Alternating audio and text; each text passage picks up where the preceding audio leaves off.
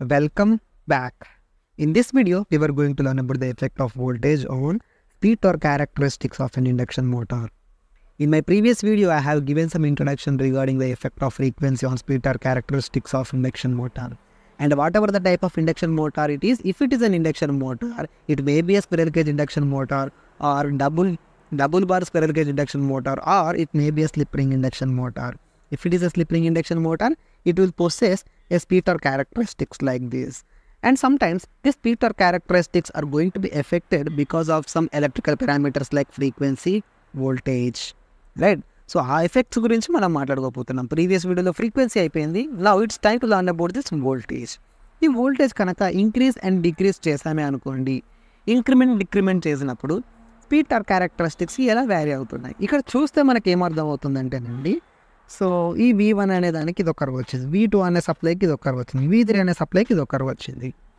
అంటే మనకి ఏమవుతుంది, ఇక్కడ మనకు స్టార్టింగ్లో స్టార్టింగ్ టార్క్స్ అనేటివి కాంప్రమైజ్ అయిపోతున్నాయి, మ్యాక్సిమం టార్క్స్ కూడా కాంప్రమైజ్ అయిపోతున్నాయి.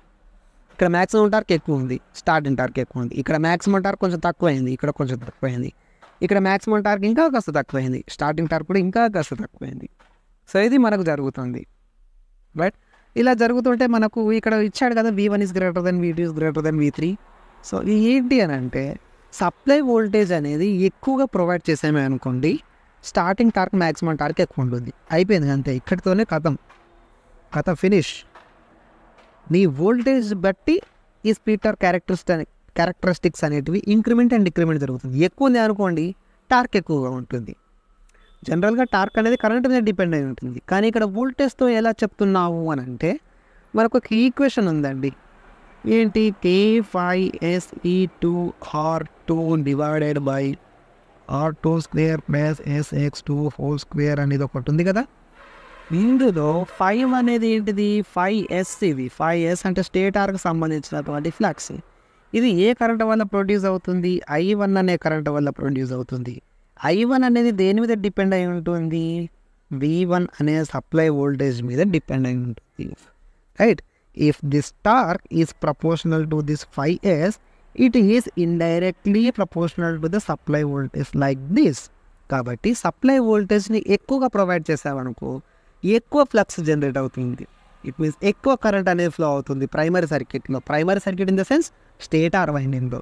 మళ్ళీ ఒకసారి చెప్తున్నాను, సప్లై వోల్టేజ్ ఎక్కువ ఇస్తే ఎక్కువ స్టేటార్ కరెంట్ ఫ్లో అవుతుంది.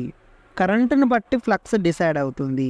ఫ్లక్స్ ఎక్కువగా ఉందనుకోండి, సో నీకు అక్కడ attraction or repulsion between the rotor flux to the stator flux అనేది ఇంక్రిమెంట్ అవుతుంది. ఇంక్రిమెంట్ అవుతే టార్క్ అనేది కూడా ఇంక్రిమెంట్ అవుతుంది, right?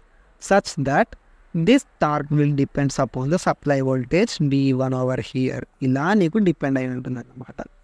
So this is the reason behind why these curves are going upward in direction. మీదికి ఎలా వెళ్తున్నాయి అని అంటే అదే రీజన్.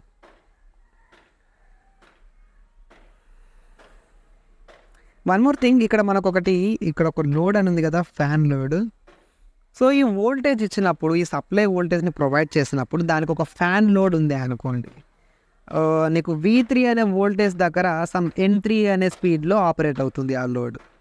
V2 అనే సప్లై వోల్టేజ్, అంటే సప్లై వోల్టేజ్ కొంచెం పెంచావు. ఇక్కడ V3 ఇక్కడ 100 volts ఇస్తే 100 volts ఇచ్చినప్పుడు ఒక 100 స్పీడ్లో తిరిగింది అనుకోండి.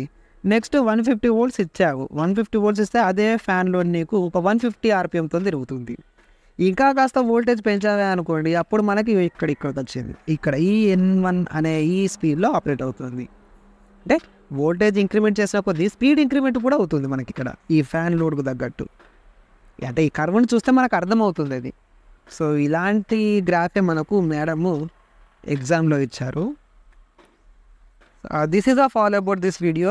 సో ఏంటి అండర్స్టాండ్ చేసుకోవాల్సింది ఇందులో అని అంటే, వోల్టేజ్ పెరిగితే నీకు టార్క్ పెరుగుతుంది. ఏం వోల్టేజ్ అదేనంటే ప్రైమరీ వోల్టేజ్. స్టేటార్ వోల్టేజ్ పెరిగితే నీకు స్టేటార్ కరెంట్ పెరుగుతుంది. స్టేటార్ కరెంట్ పెరిగితే స్టేటార్ ఫ్లక్స్ పెరుగుతుంది. ఇది పెరిగిందంటే టార్క్ పెరుగుతుంది. ఇది అసలైన స్టోరీ.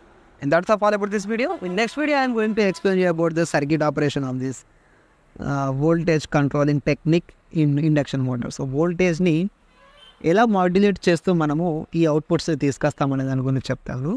సో థైరిస్టరైజర్ సర్క్యూట్స్ ఉంటాయి, మన ట్రయాక్ ఉంటుంది, మామూలుగా డిప్లొమాలో ట్రయాక్ గురించి చెప్పుంటారు. ట్రయాక్ కానివ్వండి, లేకపోతే ఏసీ వోల్టేజ్ కంట్రోలర్ అని ఒకటి ఉంటుంది. ఆ ఏసీ వోల్టేజ్ కంట్రోలర్కి 2 బ్యాక్ టు బ్యాక్ కనెక్ట్ చేస్తారు థైరిస్టర్స్ని.